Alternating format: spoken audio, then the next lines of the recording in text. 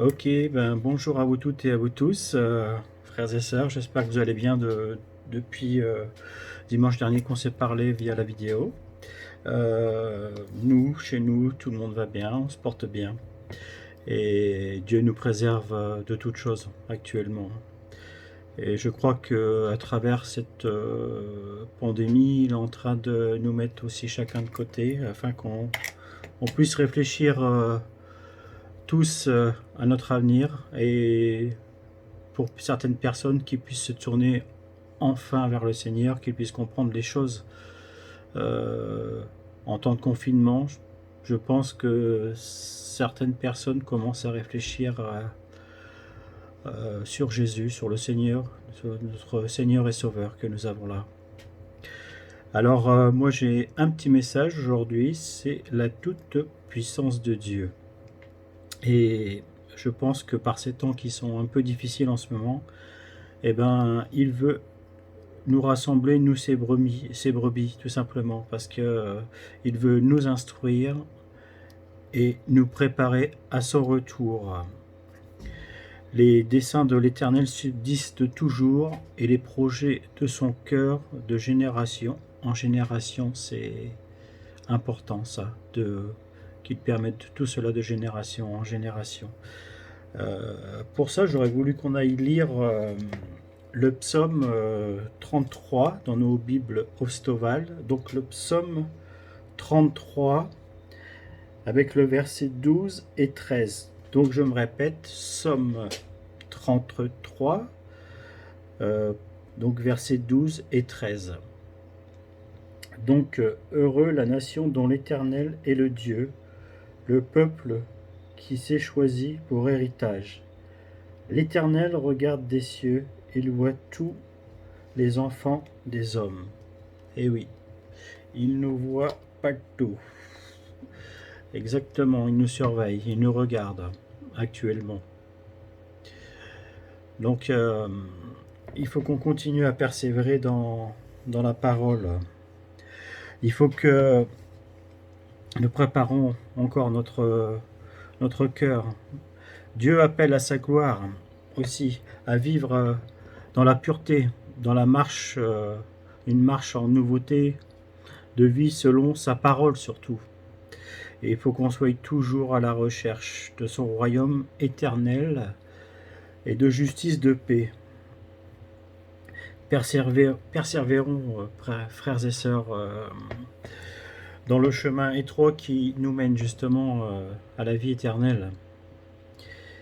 Il ne s'agit pas de pratiques religieuses mortes, mais de connaître réellement et intimement celui par lequel nous croyons, afin qu'il devienne notre meilleur ami, notre compagnon de route de tous les jours. Vraiment, je me réfère aussi, à 1 Pierre, donc, pour cela, en 1 Pierre 5, verset 10. 1 Pierre 5, verset 10. Or, que Dieu de toute grâce, qui nous a appelés à sa gloire, l'Éternel en Jésus-Christ, après que vous auriez un peu souffert, vous rendre parfaitement ferme, fort et inébranlable. Voilà. Donc, avec cette foi que nous avons, comme je le disais souvent, on sera toujours plus que vainqueur, quoi qu'il arrive. Parce qu'avec lui, tout est possible. Vraiment, tout est possible. Même si on a des moments durs à passer, même si on dit qu'il nous a abandonnés, mais il ne nous a pas abandonnés. Il nous donne des épreuves actuellement. Actuellement, c'est des épreuves qu'on reçoit. Et il faut les prendre comme cela. Ce sont des épreuves, ce sont des passages que nous avons. Et il faut vraiment garder ça dans sa tête. Parce qu'il nous abandonnera jamais, jamais, jamais.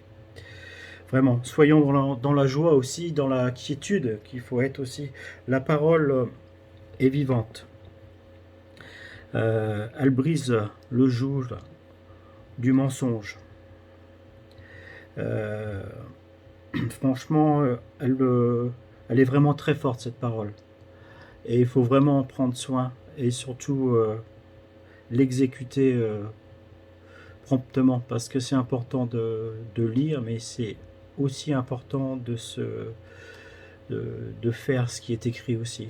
Je sais que c'est pas évident pour tout le monde, ni pour moi non plus, tous les jours, de, de me mettre à, à vraiment exercer ce qu'il y a d'écrit tous les jours. C'est pas évident à mettre en œuvre, mais moi et mon épouse et mes enfants, on essaye de mettre ça en exerce tous les jours, vraiment. Euh, Dieu, Dieu veut remplir notre cœur, mais il veut vraiment remplir notre cœur. Il veut prendre toute la place qui puisse exister, vraiment. Il veut que dans notre bouche, il y a de la connaissance aussi, qui nous amène à voir aussi la puissance en action dans nos paroles, dans nos prédications aussi, qui est important. Dans nos prédications, il faut que repose la sagesse, et il faut qu'on ait une démonstration de son esprit de puissance. Ça aussi, c'est important, vraiment. Mais je pense que on va démarrer par la sagesse, parce qu'il nous faut de la sagesse à chacun, chacune, pour être bien posé aussi dans notre foi aussi. Vraiment, c'est important ça. J'espère que tout ça, va vous réconforter un petit peu, mes frères et sœurs. Il faut continuer à persévérer vraiment dans la parole, à continuer à grandir, parce que c'est important de grandir dans cette parole et vraiment de la mettre en action à chaque fois. Voilà, mon petit message est fini. J'espère que vous allez passer une bonne semaine, que ça sera pas trop dur pour vous encore avec ce confinement qui va encore durer. Mais en tout état de choses, mes frères et sœurs, n'oubliez pas que notre Seigneur est là pour chacun, chacune, et pour ceux qui veulent venir à lui aussi. Donc n'hésitez pas encore à partir discuter avec des amis via le téléphone ou les vidéos maintenant, bien entendu, en attendant comme on ne peut pas sortir, mais de parler de notre Seigneur et Sauveur qui est là justement pour nous aider tous les jours. Parce qu'avec lui, comme je vous l'ai déjà dit, tout est possible. Voilà, mes frères et sœurs, soyez bénis et fortifiés en Jésus-Christ. Bonne semaine à chacun, chacune. Au revoir.